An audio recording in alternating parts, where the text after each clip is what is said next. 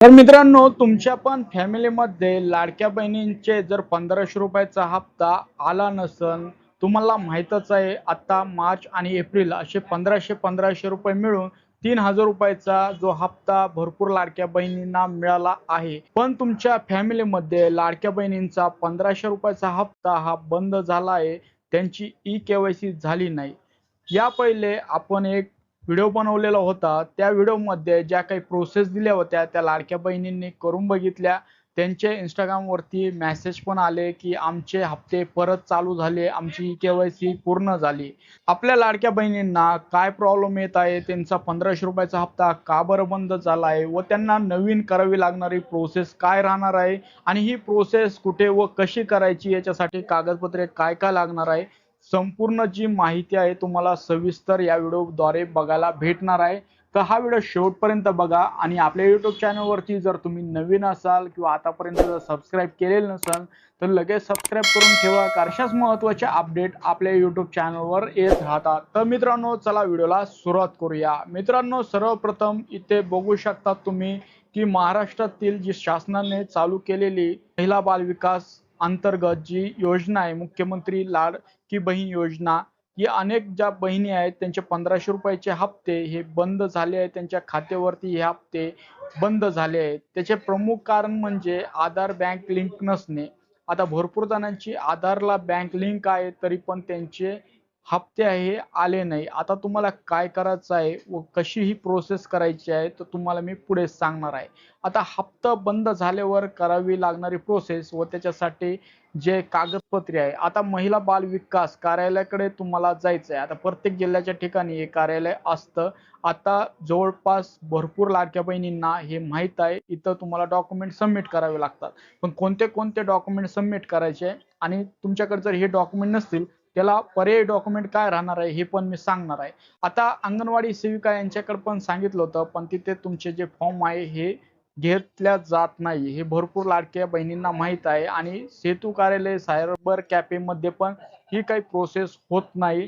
त्यामुळे भरपूर लाडक्या बहिणी या आणखी पण परेशान आहे. करावं तर काय करावं याचा काही मेळ लागत नाही. ते कागदपत्राची लिस्ट देण्यात आलेलं आहे, पण तुम्हाला काहीच कागदपत्र फक्त द्यायची आहेत, बाकी गरज नाही. आता तुम्हाला आधार कार्ड द्यावंच लागणार आहे. पण तुम्हाला एक लक्षात ठेवायचं आहे, त्यासोबत जी बँकेची झेरॉक्स देतात तर ते आधार कार्ड त्या बँकेशी लिंक पाहिजे. त्याचं डीबीटी सेडिंग ऍक्टिव्ह झालेलं पाहिजे. तुमचा मोबाईल नंबर आधार कार्डशी आणि बँकशी लिंक असला पाहिजे. भरपूर जणांची इथंच मिस्टेक झालेली आहे.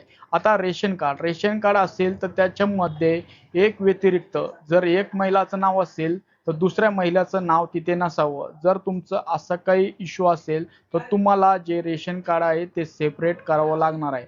अर्जाची जी पावती आहे, आता या अर्जाची पावतीची गरज नाही, कारण की भरपूर जणांनी ही जी पावती आहे ती गहाळ केली आहे. त्यांच्याकडे सध्या ही पावती नाही. ई-के-वाय-सी पूर्ण झालेला स्क्रीनशॉट व त्याची प्रिंट.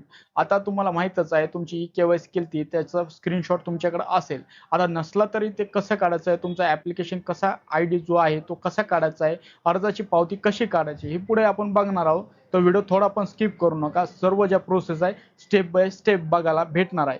आता रहिवासी दाखला जर गरज पडली तर, पण याची गरज पडणार नाही तुम्हाला. रहिवासी दाखल्याचे पडणार नाही, उत्पन्नाचे दाखल्याचे पडणार नाही. तर एक खास गोष्ट लक्षात ठेवायची आहे, ज्यांचं लग्न झालंय, लग्नानंतर नाव चेंज केलंय, त्यांच्यासाठी तुम्ही जे विवाह प्रमाणपत्र किंवा नावात बदल केलेले गॅजेट असा काही पुरावा आहे तो तुम्हाला द्यावा लागणार आहे तिथे. त्याच्यानंतर तुमचं जे डीबीटी सुरू असल्याचा पुरावा. आता हे डीबीटी कसं चेक करायचं आहे तर आधारच्या वेबसाईटवरून सर्वांना माहीत आहे DBT status active inactive check होतं. जर तुम्हाला याच्यावरती व्हिडिओ पाहिजे असेल आणि हे डीबीटी चेक कसं करायचं हे जर माहीत करून पाहिजे असेल तर मला कमेंट करा.